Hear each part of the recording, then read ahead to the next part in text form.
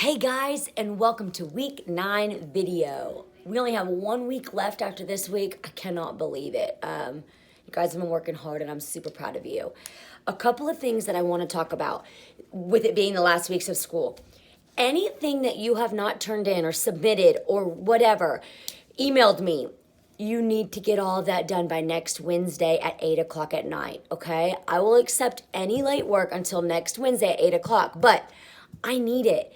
I don't want you to turn it in at 8. I need it as soon as you get done with it so I can update your grades and I can be done and ready to go for the end of the year. So please, if there's anything that you haven't done, go get it done, as well as quizzes by next Wednesday at 8. That is when grades are due. We will not be accepting anything after that date. So please be mindful of that. Now, this week, there will be no school this Friday or Monday. This is our Memorial Day weekend, so we always have a 4-day weekend. So there will not be video chats on Friday this week.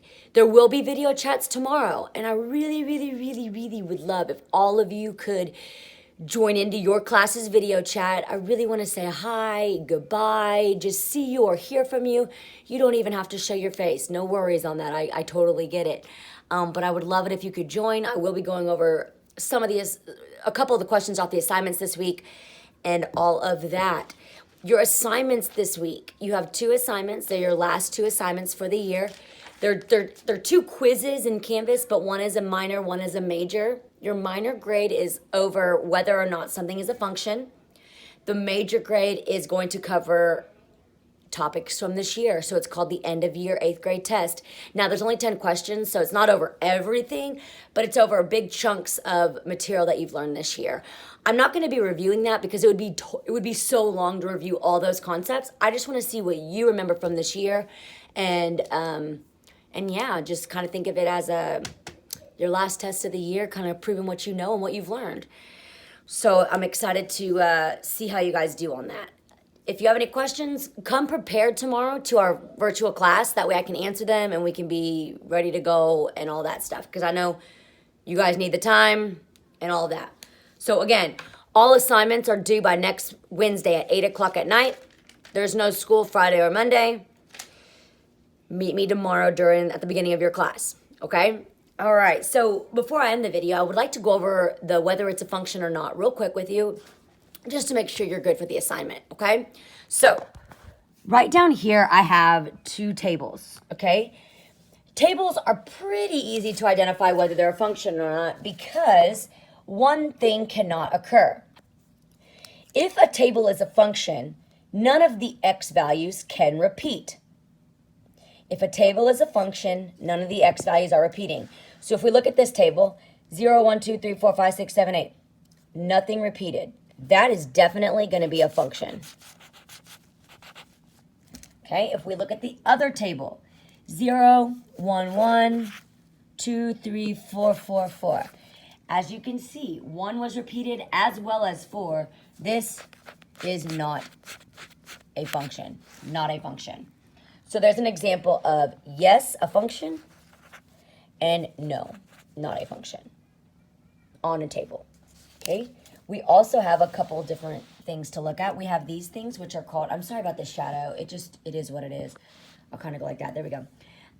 These are called mapping diagrams, which, if you remember, they're just tables. They just look weird. If you want to turn it into a table, you can. I'll show you that in a minute. But if you don't, here's the key.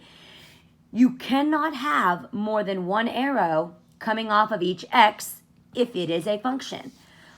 So on this side, obviously, a mapping is x and y, just like a table. So here's my x's on this first mapping. 0 has 1 arrow, 1 has 1 arrow, 2 has 1 arrow, 3 has 1 arrow. This is an example of a function. None of the x's have more than 1 arrow coming off of it. On the flip side, we come down here, 1 off of 0, 1 off of 1, 1 off of 2, and then we have 2 arrows coming from 3. This indicates that this is not a function, and I'll show you why. You can turn this into a table if it makes it easier for you. Okay, we have 0, 1, 2, and 3. And then 0 is with 10, so 0, 10. 1 is with 10, so 1, 10. 2, 20. 3, 30. Ooh, and then we have 3, 40. Right there is why this is not a function. So you can always turn it into a table if it makes it easier for you. All right, that's mapping. Finally, we have graphing. Okay, it says which is a function or not.